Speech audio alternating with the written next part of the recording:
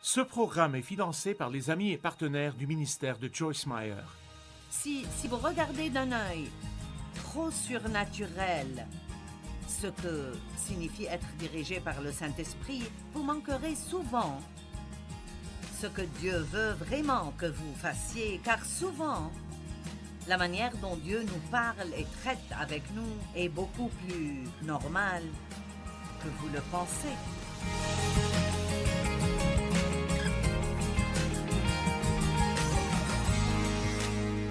D'accord, nous parlons de la direction divine et en particulier de comment entendre Dieu. Père, nous te remercions pour la parole et je prie pour que tout ce qui doit sortir de moi sorte, que les gens le comprennent, le conservent et soient prêts à le faire. Au nom de Jésus. Amen. Nous avons déjà parlé de la façon de trouver la volonté de Dieu pour votre vie. Et c'est une chose importante pour beaucoup de gens. Comment suis-je supposé savoir ce que Dieu veut que je fasse? Et je me souviens d'une femme qui travaillait pour moi et qui avait la cinquantaine. C'était une femme séduisante, mais elle n'a jamais été mariée et n'a même jamais eu une relation amoureuse. Et elle a dit que Dieu lui a dit « Je veux que tu me serves avec joie.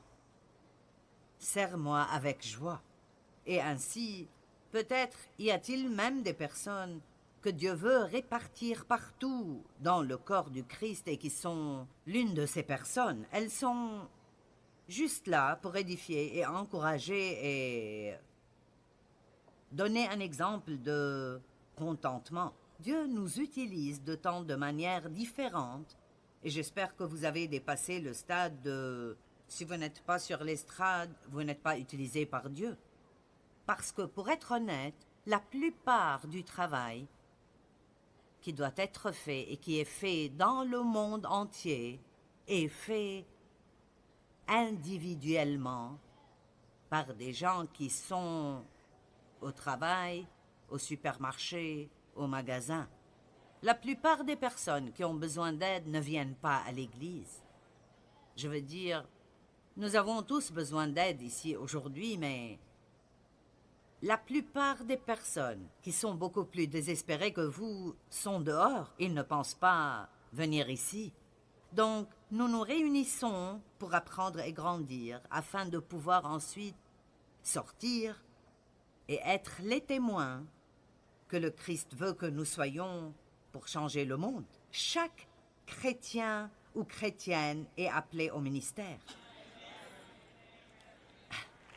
Chacun de vous est appelé au ministère. Nous avons tous le ministère de l'intercession. C'est notre ministère de prier pour les autres. Et nous avons tous le ministère de la réconciliation, dit la Bible, qui est cet intermédiaire qui aide à rapprocher ceux qui sont perdus et Dieu. Donc, vous avez tous un ministère.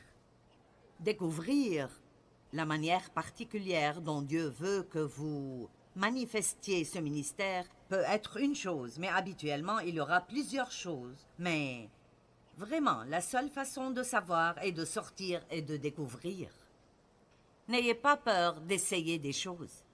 Ça ne sera pas long avant que vous sachiez si c'est juste quelque chose que vous pouvez faire ou si c'est la chose que Dieu veut que vous fassiez. Paul a servi un bon bout de temps avant que Dieu ne dise Acte 13:2, mettez à part pour moi Barnabas et Saul pour l'œuvre à laquelle je les ai appelés. Donc, ils ont servi longtemps avant que cela se produise, mais ensuite Dieu les a mis à part pour quelque chose de spécial. Et souvent, nous sommes si déterminés à être réservés à cette chose spéciale que nous ne recevons pas la formation dont nous avons besoin pour faire toutes ces choses que Dieu voudra que nous fassions. Vous servirez peut-être dans le ministère des aides. Je ne sais pas, on vous demandera peut-être d'aider à nettoyer l'église. Ce n'est peut-être pas quelque chose de très attrayant ou quelque chose que vous pensez être important, Mais beaucoup de fois dans notre vie, Dieu nous fait passer par ces choses, je peux dire, pour vérifier notre attitude. Juste pour voir, êtes-vous prêt à faire tout ce que je vous demande de faire, ou faut-il que ce soit quelque chose de grand pour que vous soyez disposé à le faire? Donc, dites-le de nouveau, n'ayez pas peur de sortir et de découvrir, et si vous sortez simplement dans quelque chose et ce n'est pas pour vous, cela ne signifie pas que vous avez fait une erreur en essayant cela. Cela signifie que vous êtes en train d'essayer de découvrir ce que Dieu veut que vous fassiez. J'ai mentionné auparavant qu'un grand homme de Dieu a dit qu'il n'avait jamais, dans tout son cheminement avec Dieu, à un moment vraiment important de sa vie, entendu Dieu lui dire exactement ce qu'il voulait qu'il fasse. Il a dit, Dieu a toujours travaillé avec moi, mais il m'a fait sortir et essayer des choses, prier pour certaines choses et faire des choses. Donc, si vous regardez d'un œil trop surnaturel ce que signifie être dirigé par le Saint-Esprit, vous manquerez souvent ce que Dieu veut vraiment que vous fassiez, car souvent, la manière dont Dieu nous parle et traite avec nous est beaucoup plus normale que vous le pensez. Et alors, nous allons continuer maintenant en parlant d'autres choses sur comment entendre Dieu. Tout d'abord, je tiens à dire que si vous n'écoutez pas les petites choses que Dieu vous demande de faire, c'est probable que vous n'entendrez jamais vous dire quoi que ce soit de grand.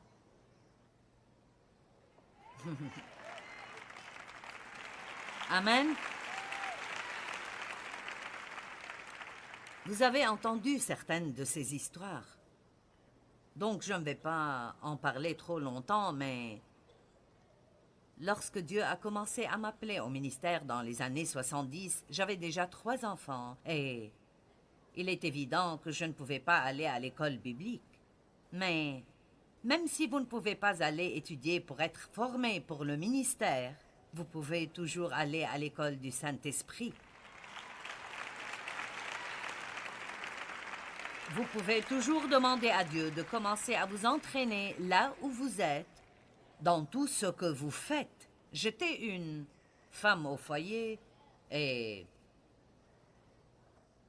une partie de ce temps, je travaillais toujours à temps plein, mais après un certain temps, comme je n'avais plus le temps d'étudier, j'ai senti que Dieu voulait que je quitte mon travail et que je passe du temps à étudier la Bible. J'avais un rêve dans mon cœur, mais rien n'indiquait que cela arriverait un jour. Souvent, vous voudrez peut-être faire quelque chose, mais si vous ne prenez pas le temps de vous préparer, vous ne serez jamais libéré pour faire ce que Dieu veut que vous fassiez. Donc, quand j'ai quitté mon emploi, nous devions faire un grand pas dans la foi car nos factures étaient 40 $ de plus par mois que notre revenu serait. Et alors, j'ai appris à faire confiance à Dieu pour de l'argent. Et la plupart des choses qu'il a faites pour nous étaient apparemment de toutes petites choses, mais elles m'ont vraiment aidé à bâtir ma foi en Dieu. J'avais quelques amis et, vous savez, nous faisions des choses comme aller au marché agricole 1 fois par semaine et il y avait une épicerie près de chez moi et j'avais donc l'impression de finir dans l'épicerie 2-3 fois par semaine. Et aussi unique que cela puisse paraître, Dieu m'a appris certaines des leçons les plus profondes que j'ai apprises et qui m'ont aidé toutes mes années de ministère dans cette épicerie. Et vraiment, je vous le dis parce que je peux vous inciter à regarder comment Dieu essaye de vous enseigner à travers les choses ordinaires de la vie de tous les jours. Vous pouvez apprendre des leçons incroyables tout en poursuivant votre vie quotidienne. Donc, une des premières choses que Dieu a commencé à traiter avec moi a été de remettre mon chariot dans l'espace réservé au chariot. Et vous savez, la plupart des gens ne veulent pas faire ça. Ils le laisseront au milieu du parking devant la voiture de quelqu'un d'autre et c'est incroyable à quel point nous travaillons dur pour essayer de caler les roues dans une certaine direction pour qu'elles ne roulent pas. Il faudrait moins de temps pour le remettre à sa place. Mais au lieu de le faire, nous passons tout ce temps à essayer de le stationner, puis il finit par heurter la voiture de quelqu'un de toute façon. Et c'est malheureux, mais il m'a fallu 2 ans pour devenir complètement obéissante. C'était donc évident que j'étais bien loin d'être prête pour un ministère mondial. Qui comprend ce que je dis? Si vous ne voulez pas obéir à Dieu quand il vous dit de faire quelque chose, comme marcher avec intégrité ou faire quelque chose avec excellence, vous savez, c'est quelque chose que nous faisons toujours par obéissance à Dieu. Nous allons dans des hôtels et chaque fois que nous sortons, nous éteignons toutes les lumières parce que c'est quelque chose que je sentais que Dieu me mettait sur le cœur. Mon attitude pourrait être « je m'en fiche ». J'ai payé la chambre, ils doivent payer les factures. Mais vous voyez, quelle que soit la façon dont vous traitez les autres, vous semez une graine qui va vous revenir à un moment de votre vie. Donc, je n'étais pas à l'école biblique, mais c'était des leçons que Dieu m'apprenait. Il m'apprenait comment être excellente. Il m'apprenait comment être honnête. Une autre chose qu'il m'a apprise à l'épicerie est... quand nous avions un budget très serré de 70 $ par semaine. J'ai donc dû utiliser mes coupons et ma calculatrice pour ne pas payer plus. Et vous avez tendance, lorsque vous allez à l'épicerie, surtout si vous avez faim, à mettre plein de choses dans votre panier. Et quand vous arrivez au dernier rayon, vous réalisez que vous ne pouvez pas tout payer. Et vous devez donc décider ce que vous pouvez garder et ce que vous ne pouvez pas garder. Et moi, comme beaucoup d'autres personnes à cette époque, je prenais simplement ce que je ne voulais pas et le mettais n'importe où dans le magasin. Vous savez, c'est pour cela que vous trouvez une laitue avec les produits de nettoyage à l'épicerie. Ce sont des gens qui sont comme j'étais, qui font ça. Eh bien, vous savez, je ne voulais pas aller du rayon du lait et des œufs qui se trouve là-bas jusqu'au rayon de légumes et fruits, vous savez, pour remettre une laitue. Pourquoi? Parce que nous sommes paresseux. Et je ne voulais tout simplement pas... Et je me fichais que quelqu'un d'autre doive nettoyer derrière moi. Donc c'est une autre chose que Dieu m'a enseigné. Il disait, non, remets-le là où tu l'as pris. Vous savez, Dieu peut... Il peut vous gêner. Il sait comment vous gêner. Remets-le, remets-le, remets-le, remets-le, remets-le. Et vous essayez de vous en éloigner et c'est juste... Va le remettre. Et... une autre chose que j'ai apprise à l'épicerie était de lire les petits caractères sur les coupons. Par exemple, je me souviens qu'ils avaient très souvent des poules en vente, 3 pour $1 ou quelque chose comme ça. C'était depuis longtemps que vous obteniez 3 poulets pour $1. Et puis, vous savez, quand vous devenez chrétien, un chrétien sérieux, vous commencez à remarquer les petits caractères que vous ignoriez avant. Et je n'avais jamais remarqué qu'il était écrit limite de 3 par client. Eh bien, je ne voulais pas 3 poules, je voulais remplir mon congélateur de poulet. Donc, j'emmenais mes enfants au magasin avec moi et chacun d'eux mettait 3 poulets dans son panier. Dave en amenait 3, les enfants en amenaient tous 3, j'en amenais 3. Nous avions tous nos coupons, et puis le Saint-Esprit a commencé à me convaincre. Je veux dire, dois-je être convaincue pour du poulet? Est-ce que je n'ai pas des choses beaucoup plus importantes dans ma vie que du poulet? Et il me rappellerait ces petits caractères. J'ai su que j'avais un problème un jour quand j'étais dans une file pour payer pour mes poulets et je me suis dit, je ne pense pas avoir donné assez d'argent à ma fille pour la taxe. Et mon cœur a commencé à battre, de peur que le caissier se rende compte que je faisais quelque chose que je ne devrais pas faire. Et donc, j'ai commencé à apprendre, si vous sentez que vous devez cacher quelque chose ou vous sentez que vous faites quelque chose de mal, cela signifie que c'est le cas. Eh bien, en vérité, j'avais été chrétienne depuis longtemps, mais je ne connaissais pas ce genre de choses. Personne ne m'avait enseigné ce genre de choses, et j'ai récemment rencontré un ministre bien connu. Il était à une conférence où j'enseignais sur l'excellence, et il a dit Je n'ai jamais entendu de telles choses de ma vie. Maintenant, comment pouvons-nous être adultes et ne pas savoir ce que sont l'excellence et l'intégrité? Pourtant, beaucoup de gens dans le monde ne le savent pas, et c'est pourquoi le monde est dans cet état-là.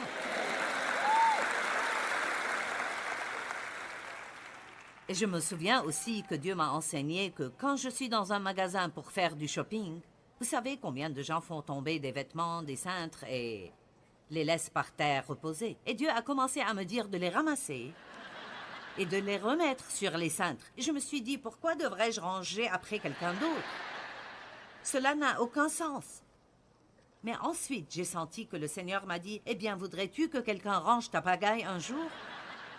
Et donc maintenant, Dieu pourvoit, et cela depuis des années, toute l'aide dont j'ai besoin pour que je puisse faire ce que je fais. Écoutez-moi bien. Parfois, quand vous, ou nous, quand nous désobéissons à Dieu dans certaines de ces petites choses, nous ne réalisons pas vraiment que nous nous créons un problème que nous devrons régler plus tard. Donc, quand Dieu vous donne une petite chose à faire, gardez en tête que, quoi que Dieu dise, ce n'est pas quelque chose de petit. Donc, si Dieu décide de vous en parler, alors c'est une grande chose, une chose importante dans votre vie. Et vous devez simplement obéir avec l'obéissance des enfants. Amen. Tout comme un petit enfant. Cela peut sembler stupide, une obéissance enfantine. Je pense que rien ne nous lie plus étroitement avec Dieu dans une relation proche que d'être un enfant de Dieu qui est prêt à faire de petites choses apparemment stupides juste parce que vous croyez que c'est ce que votre Père veut que vous fassiez. Je répète, si nous n'obéissons pas à Dieu dans de petites choses, nous allons probablement manquer beaucoup de choses importantes que nous aimerions faire. Que pensez-vous de si quelqu'un vous rendait trop de monnaie? Est-ce que vous la rendez ou vous pensez « Oh mon Dieu, Dieu me bénit » ?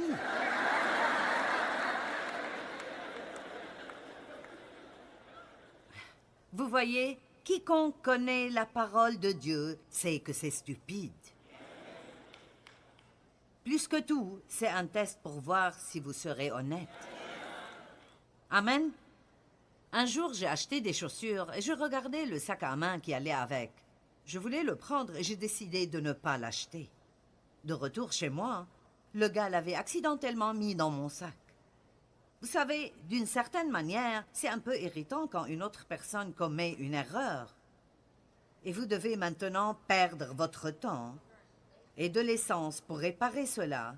Mais je savais que je devais le faire. C'est ainsi que nous entendons Dieu. Combien de fois savez-vous ce que vous devez faire? Vous n'avez pas besoin d'une série de prédications.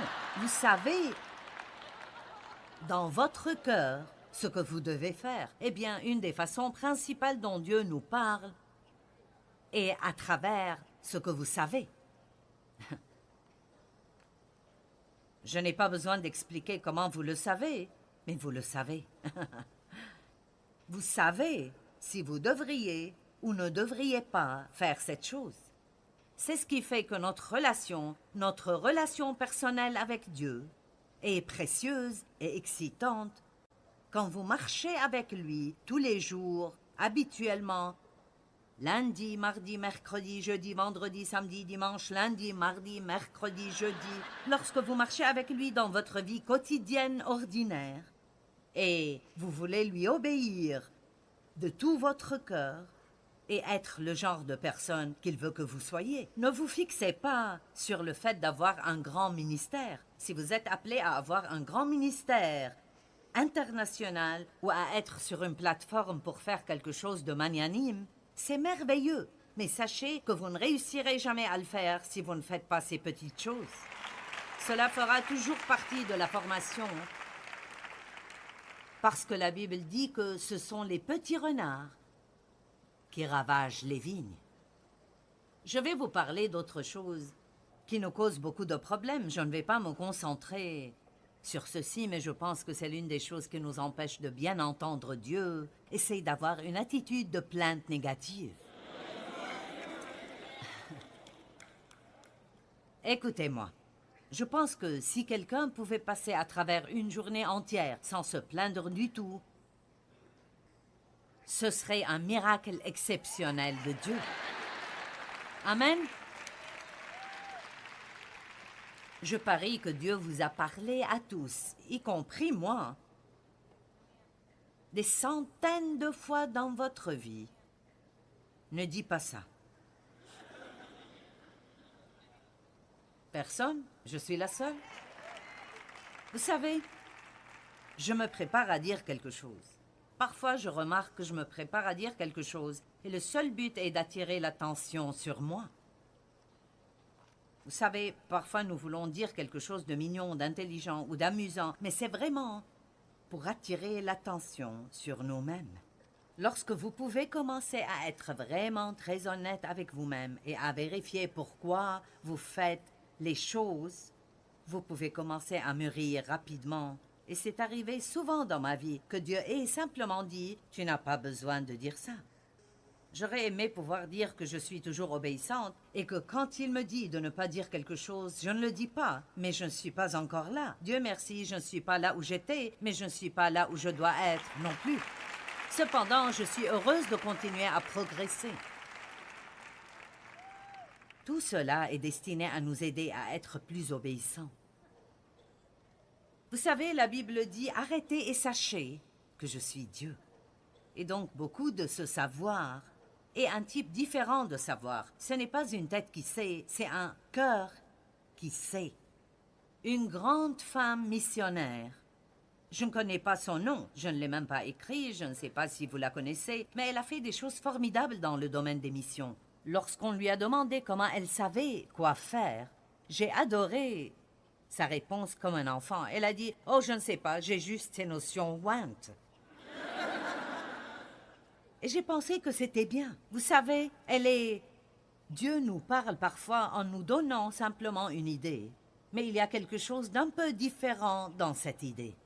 Ce n'est pas juste comme une idée dans votre tête. Il y a quelque chose de plutôt spécial dans cette idée.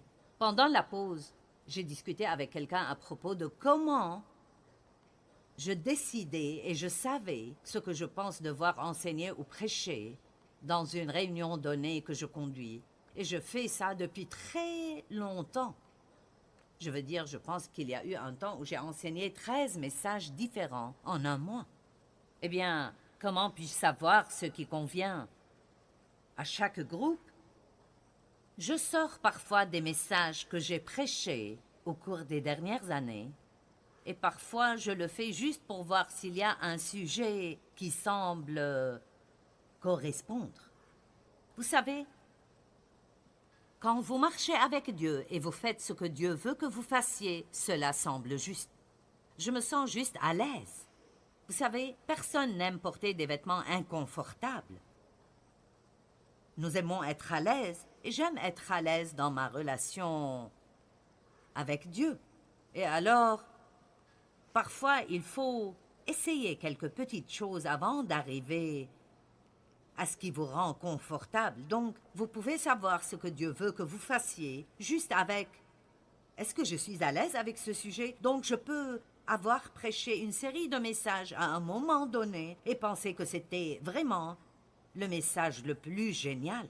Maintenant, peut-être 4 ou 5 ans plus tard, je peux les revoir et dire « Je vais prêcher cela de nouveau. Ce sera vraiment bien. » Et je peux commencer à regarder les notes et elles ne résonnent pas dans mon cœur. Elles ne m'intéressent même pas. Alors pourquoi cela intéresserait quelqu'un d'autre?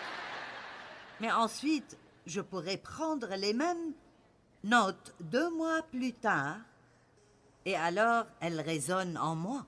Donc, beaucoup de ce que nous entendons de Dieu, eh bien, je dirais que presque tout ce que nous entendons de Dieu ne vient pas de l'extérieur. Ça vient de l'intérieur. Entendre Dieu est beaucoup moins compliqué qu'on pourrait l'imaginer. Parfois, si vous croyez vraiment que vous entendez Dieu, la seule façon de le savoir est de faire un pas. J'appelle toujours ça sortir et découvrir. Je me souviens d'un grand homme de Dieu qui a dit avoir appris à entendre Dieu en faisant beaucoup d'erreurs. Et c'est vrai, parfois vous ne faites jamais rien si vous avez toujours peur de faire des erreurs.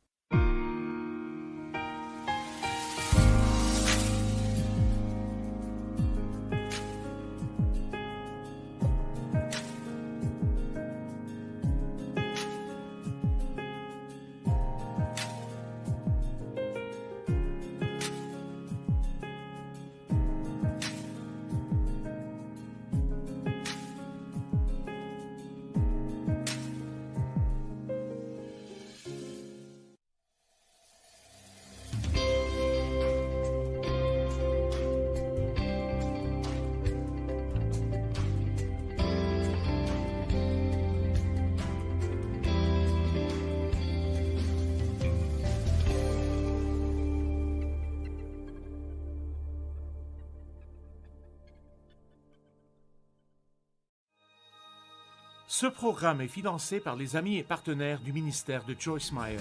Alors, si vous attendez une réponse de Dieu, ne soyez pas frustrés parce que Dieu ne vous répond pas encore. Il n'est peut-être pas en avance, mais il ne sera pas en retard.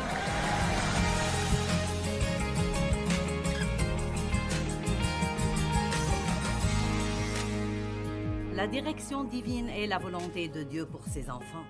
Ésaïe 42, 16. « Je ferai marcher les aveugles sur un chemin qu'ils ne connaissent pas. Je les conduirai par des sentiers qu'ils ignorent. Je changerai devant eux les ténèbres en lumière et les endroits tortueux en plaine.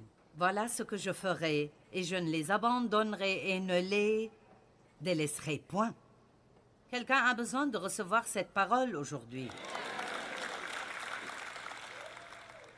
J'ai lu cela, c'est un beau verset, mais c'est pour quelqu'un ici aujourd'hui. Dieu vous guidera, vous vous sentez peut-être aveugle en ce moment, vous ne savez pas où aller, mais Dieu dit « Je ferai marcher les aveugles sur un chemin qu'ils ne connaissent pas maintenant. Je les conduirai par des sentiers qu'ils ignorent maintenant. Je changerai les ténèbres devant vous en lumière et les endroits tortueux en plaine que vous pourrez traverser. Voilà ce que je ferai, et je ne les abandonnerai et ne les délaisserai point. » Allez, Dieu ne vous abandonnera point.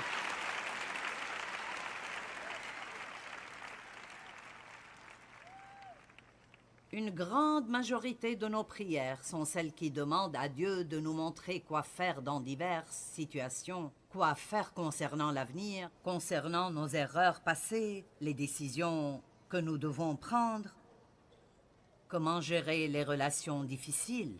Ésaïe 30, 21 dit « Tes oreilles entendront derrière toi la voix qui dira « Voici le chemin, marchez-y ». Car vous iriez à droite ou vous iriez à gauche. Mais je ne pense pas que cela signifie qu'une voix audible nous parlera dans l'oreille tout le temps. Mais si nous ralentissons, et je pense que ralentir est important pour écouter Dieu, alors pouvons-nous tous le dire, ralentir? Si nous ralentissons un peu et prenons un peu plus de temps, vous obtiendrez une amélioration.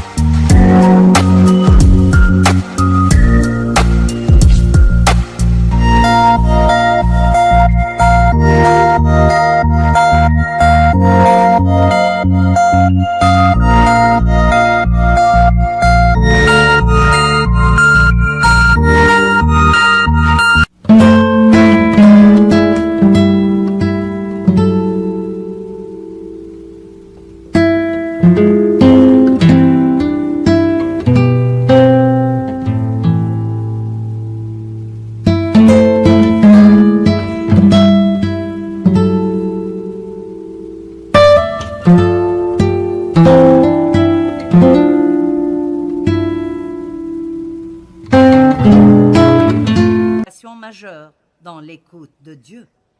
J'ai commencé à prendre un peu plus de temps pour prendre des décisions. Je suis une personne qui pense pouvoir affronter n'importe quelle tâche et l'accomplir, mais mon corps commence à me faire savoir que je vais devoir perdre un peu de cette attitude si je veux être ici pendant longtemps. Et un autre membre du ministère m'a dit cela il y a longtemps et ça m'a été très utile. Je lui parlais de comment savoir à quoi dire oui et à quoi dire non. Parce que vous pouvez avoir plus d'opportunités que ce que vous pouvez saisir et vous pouvez ne pas être dans un ministère à temps plein, mais vous avez le même problème. Vous ne pouvez pas dire oui à tout ce que tout le monde veut que vous fassiez, car si vous le faites, vous allez tout simplement vous effondrer. Et alors, elle a dit... J'ai pris l'habitude de réfléchir à tout ce que ça va me prendre pour faire cela. Disons, si je prendrais cet engagement de prédication, et elle vivait en Australie, c'est un long voyage pour arriver ici. Il y a les bagages, le vol, aller-retour, pour aller à l'hôtel, le déballage, les réunions, le décalage horaire, le retour dans l'avion. Cela vous aidera vraiment, honnêtement, à prendre de bonnes décisions si vous ralentissez un peu et si vous laissez Dieu marcher avec vous et vous parler de ce que ça va vous coûter pour faire ce à quoi vous allez dire oui. Et donc j'ai découvert et j'ai pratiqué ces choses récemment et ça m'a vraiment aidé. Et je ne prends pas des décisions avant que je n'ai besoin de les prendre. Je suis le genre de personne qui aime avoir le contrôle. Je veux savoir non seulement ce qui va se passer aujourd'hui, mais aussi demain, après-demain, la semaine prochaine. Et donc, ça met beaucoup de pression sur vous. Et vous avez déjà beaucoup à accomplir. Vous n'avez pas besoin d'avoir plus de pression qu'il ne le faut. Et donc, ça m'a vraiment aidé de penser simplement, vous savez, c'est pour un autre jour. Je n'ai pas besoin de penser à ça aujourd'hui. Et aussi, quand les gens me demandent si je veux faire ceci ou cela, j'ai essayé de prendre quelques rendez-vous la semaine passée et j'avais 2 ou 3 options différentes. Et mon assistante était au téléphone et attendait ma réponse. Et j'ai dit, tu sais quoi, laisse-moi réfléchir et je te répondrai. La première, j'ai décidé que je ne voulais plus la faire. Et la deuxième, je l'ai reportée à un autre jour. Parfois, nous avons cette idée de vouloir faire quelque chose. Et soudainement, nous faisons des promesses et nous nous engageons et prenons un rendez-vous. Et puis nous finissons par ne pas être des personnes intègres parce que nous ne faisons pas ce que nous avions dit que nous ferions. Et donc, entendre de Dieu nécessitera, je le dirai une dernière fois, ralentir et prendre un peu plus de temps à penser aux choses une fois de plus. Vous êtes d'accord avec cela?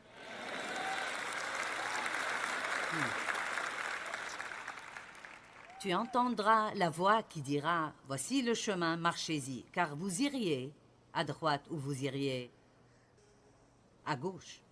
Maintenant, nous voudrions tous un plan pour notre vie entière.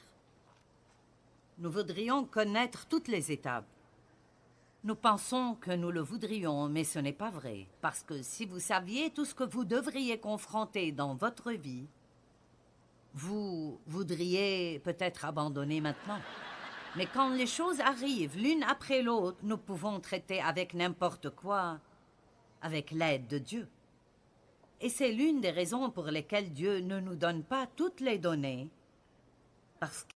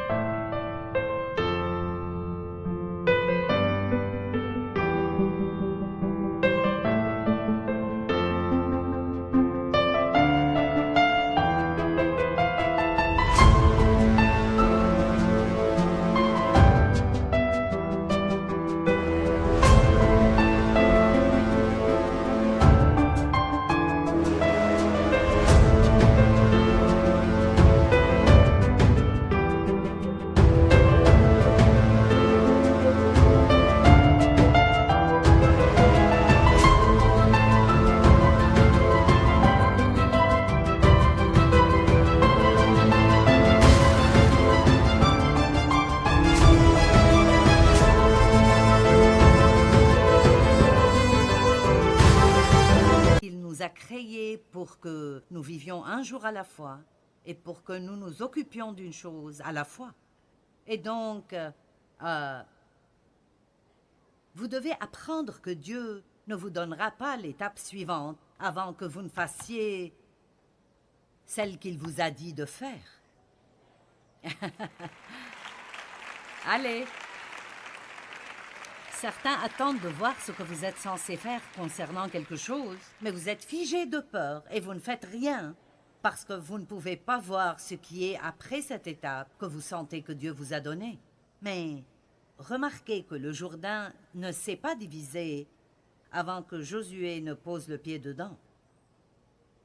Et peut-être que les eaux ne se diviseront pas pour vous jusqu'à ce que vous essayiez et que vous mettiez le pied dedans. Vous me suivez? Vous comprenez? Mais nous n'aimons pas recevoir ces informations de Dieu une à la fois parce que Dieu me l'a expliqué comme ça et les gens comprennent normalement cela. Donc, vous avez cela. Vous ne l'aimez plus, mais au moins vous l'avez. Vous n'êtes pas content avec, disons par exemple, votre travail, ou je ne sais pas. Il n'y a plus de vie là pour vous et vous sentez que Dieu veut que vous lâchiez et fassiez autre chose. Mais vous voulez d'abord savoir ce que cette autre chose est. Et donc vous essayez vraiment dur.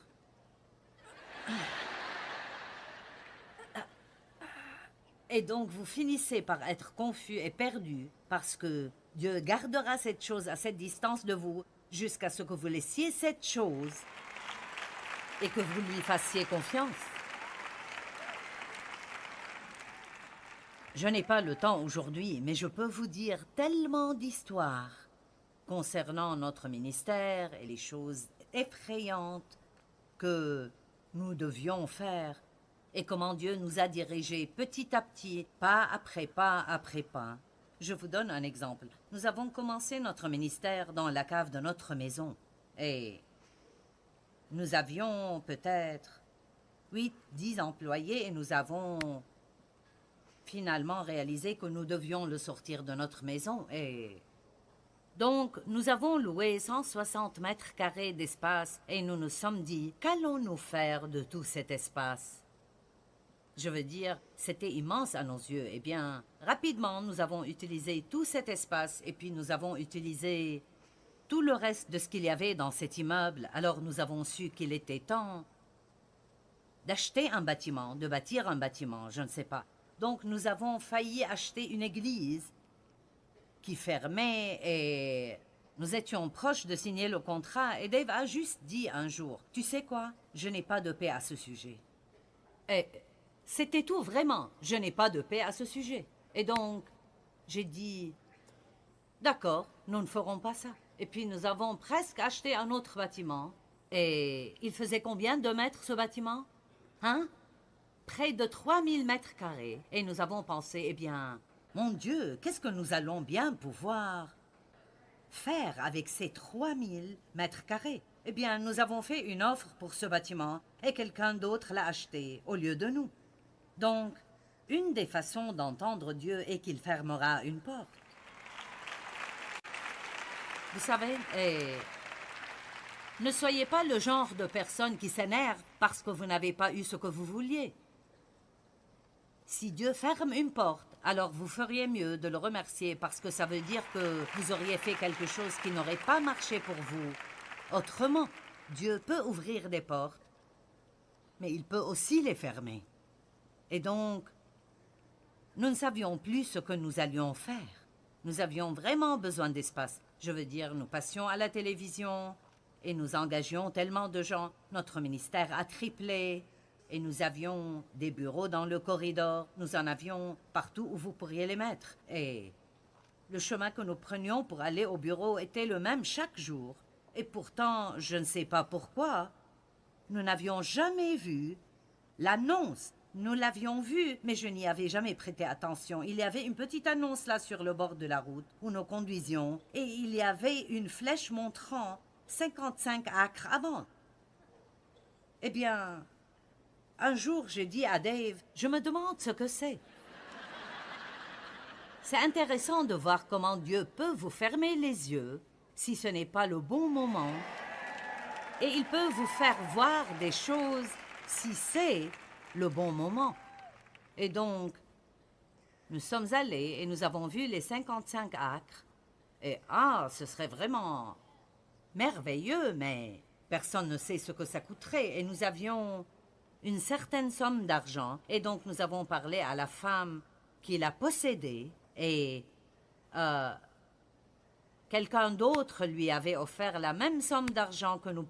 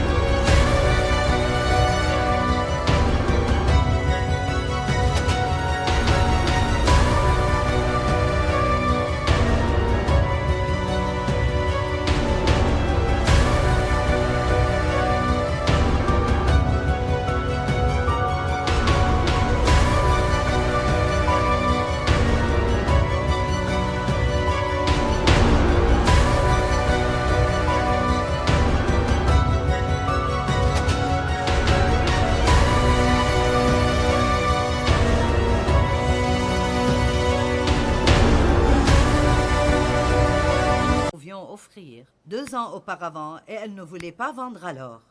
Mais Dieu nous a donné la faveur avec elle et elle nous l'a vendue pour cette même somme. Et c'est là que notre propriété est maintenant. Et c'est combien de mètres carrés? 14 000 mètres carrés pour les bureaux et 6 000 mètres carrés pour le centre de distribution. Donc, les 3 000 mètres carrés n'auraient pas servi très longtemps. Vous voyez, Dieu a fermé cette porte parce qu'il savait plus que nous ce qui allait arriver dans l'avenir. Si nous avions acheté cette église ou ce bâtiment, nous aurions eu des problèmes. Eh bien, Dieu nous a caché cette propriété, bien que nous conduisions là tous les jours. Nous ne la voyons pas. Il nous l'a cachée jusqu'à ce que ce soit le bon moment pour nous de faire cela. Alors, si vous attendez une réponse de Dieu, ne soyez pas frustrés parce que Dieu ne vous répond pas encore. Il n'est peut-être pas en avance, mais il ne sera pas en retard. Allez! Quand le moment viendra, et à chaque fois que le diable essaie de vous décourager, dites simplement « Dieu me parlera au bon moment ». Il ne m'abandonnera pas. Dieu me montrera quoi faire quand j'ai besoin de le faire. Et je suis particulièrement triste parfois pour les jeunes gens qui quittent l'école ou l'université parce que tout le monde veut demander à cette personne « Que vas-tu faire de ta vie ?» Allez, certains ont 50 ans et vous ne savez toujours pas que faire de votre vie. Vous savez, vous essayez toujours de découvrir. Et nous critiquons Ces jeunes gens de 18 ans à 22 ans, vous savez, que vas-tu faire? Ne pensez-vous pas qu'ils en ont marre de devoir essayer de répondre à cette question?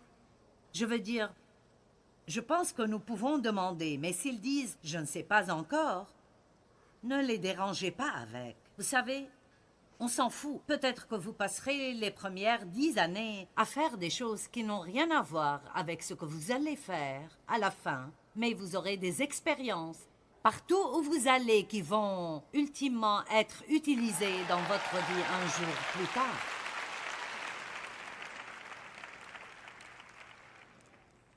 Nous sommes tous beaucoup trop pressés de tout savoir et nous n'avons pas toujours besoin de tout savoir tout le temps.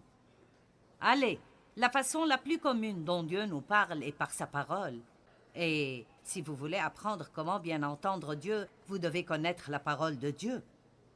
Si vous n'allez pas étudier la parole, vous serez trompé et vous tomberez dans des problèmes. La parole de Dieu s'élèvera en vous quand vous êtes sur le point de faire des erreurs, quand vous vous préparez à aller dans la mauvaise direction ou à faire ce qui est mal. Quand vous traitez quelqu'un d'une façon qui ne plaît pas à Dieu, la parole de Dieu s'élèvera en vous. Donc, vous devez prendre un engagement d'étudier la parole de Dieu. J'aimerais vraiment pouvoir voir toute et chaque personne passer quelque temps dans la parole tous les jours.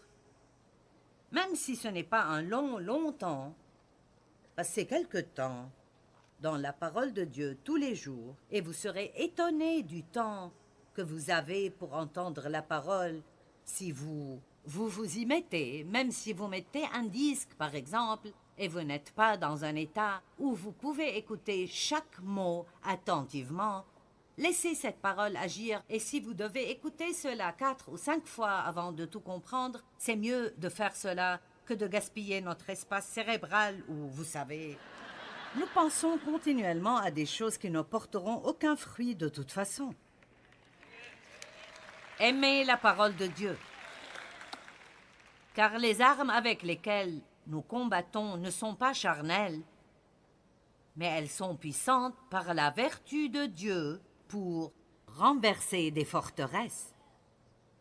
Nous renversons les raisonnements et toute hauteur qui s'élève contre la connaissance de Dieu, et nous amenons toute pensée captive à l'obéissance de Jésus-Christ.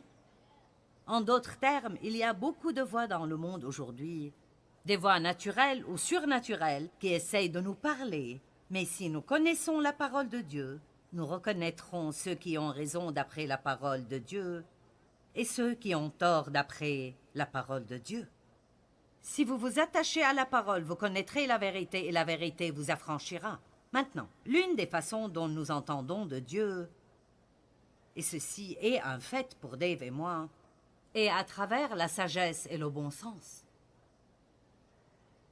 Et je ne le dis pas pour me vanter, c'est juste un fait. Dave et moi avons beaucoup de bon sens. Vous savez, le bon sens peut être plus précieux pour vous que beaucoup d'éducation parfois. Il y a beaucoup de choses pour lesquelles nous n'avons pas besoin d'entendre de Dieu.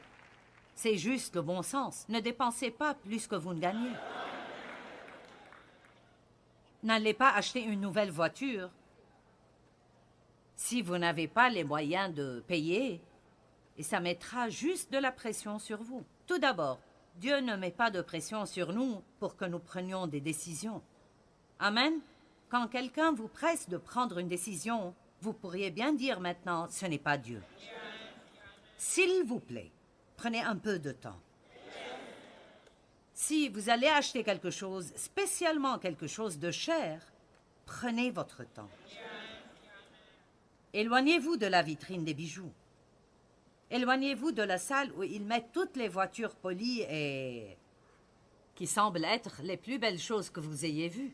Pensez à comment elles seront après qu'elles soient remplies d'emballages de McDonald's ou de verres de Starbucks et qu'il y ait de la boue dessus et les quelques égratignures sur les portes quand les gens y frappent leurs portes.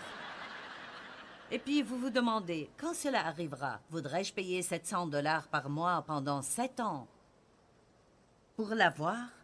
Amen? Allez, un peu de bon sens ici. Une autre façon dont Dieu peut nous parler très clairement est à travers nos erreurs passées. Peut-être que vous avez fait des erreurs dans votre vie, mais faites-vous une faveur et bénéficiez-en au lieu de continuer à vous sentir coupable de les avoir faits. Proverbe 3:11. Mon fils, ne méprise pas la correction de l'Éternel. Apprends de tes erreurs et des épreuves qui viennent à travers sa discipline. N'est-ce pas bon? Apprenez de vos erreurs. Une chose à propos de faire des erreurs. Si vous n'apprenez rien d'autre, apprenez à ne pas refaire cela. C'est pour cela que parfois, c'est sage, si vous ne savez pas ce que vous êtes censé faire de votre vie, d'essayer quelques trucs parce que si ça ne marche pas, au moins vous savez que ce n'est pas cela. Mais ce que nous devons faire, c'est dépasser cette peur anormale d'avoir tort. Nous ne pouvons pas supporter penser que nous avons tort ou que nous devrons dire à quelqu'un que nous avons tort. Nous disons aux gens « Oh, Dieu a dit ceci et Dieu a dit cela ». Et puis quand ça devient clair que Dieu n'a pas dit cela parce que ça ne marche pas, alors nous faisons une autre erreur en essayant de la couvrir avec une autre excuse. Je ne sais pas pourquoi nous ne pouvons pas juste dire « Je pensais que c'était Dieu, mais ça ne l'était pas ». Tout le monde passe par cela, et nous irions beaucoup mieux si nous étions juste honnêtes à propos de trucs comme ça. Nous apprenons tellement des expériences de la vie. Dieu nous parle à travers nos propres pensées. Et cela ne veut pas dire que toute pensée est de Dieu, mais c'est comme l'une de ces pensées ointes, c'est quelque chose qui résonne en vous. Vous vous sentez bien à ce sujet. Ça semble être bon. Proverbe 16:3 dit « Recommande à l'Éternel tes œuvres, confie-les complètement à Dieu. Il rendra tes pensées conformes à sa volonté et tes projets réussiront. » N'est-ce pas bon? Donc parfois, et j'espère que vous voyez, que beaucoup de cela est simplement... Ce n'est pas de rester à flotter sur notre nuage surnaturel. Oh, c'était Dieu. Parfois, Dieu vous parlera à travers une voix familière. Quand Dieu a appelé Samuel, Samuel pensait que c'était Élie qui l'appelait, parce que c'est la voix à travers laquelle il avait coutume d'entendre Dieu parler. Et donc, il y a des gens qui m'ont dit « J'étais sur le point de faire ça et j'ai entendu ta voix dans ma tête me dire... » Quand vous écoutez beaucoup quelqu'un, vous écoutez beaucoup votre pasteur, l'une des façons dont Dieu nous dirige est de nous faire nous rappeler quelque chose qu'ils nous ont dit à un moment ou à un autre. Et cette pensée-là sera la chose qui nous arrêtera d'avoir des problèmes. Donc, ne soyez pas surpris si vous sentez que Dieu vous parle à travers une voix familière à laquelle vous êtes accoutumés. Maintenant, Dieu peut aussi nous parler à travers nos désirs. Pas tous les désirs que nous avons sont des désirs divins. Si vous désirez une crème glacée chaque nuit, ce n'est probablement pas de Dieu. Si vous désirez l'époux de quelqu'un d'autre, ce n'est probablement pas de Dieu. Amen. Si vous désirez ne pas garder votre parole, ce n'est sûrement pas de Dieu. Mais j'ai découvert que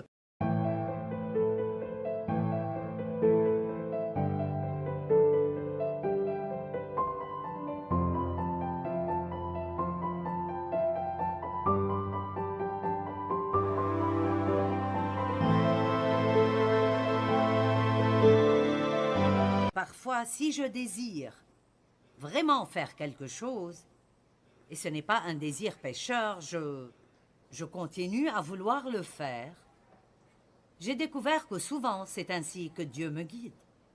Il me met juste sur le cœur de faire quelque chose. Et voici l'Écriture qui montre cela.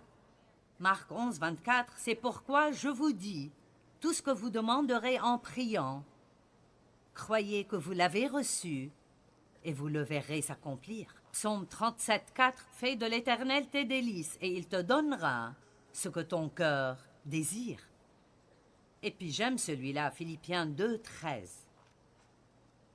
Car ce n'est pas de vos forces, mais c'est Dieu qui produit en vous le vouloir et le faire, de vous fortifier, de vous donner de l'énergie, de créer en vous le désir et la capacité d'accomplir votre but. Donc Dieu met en nous un désir pour la chose qu'il veut que nous fassions.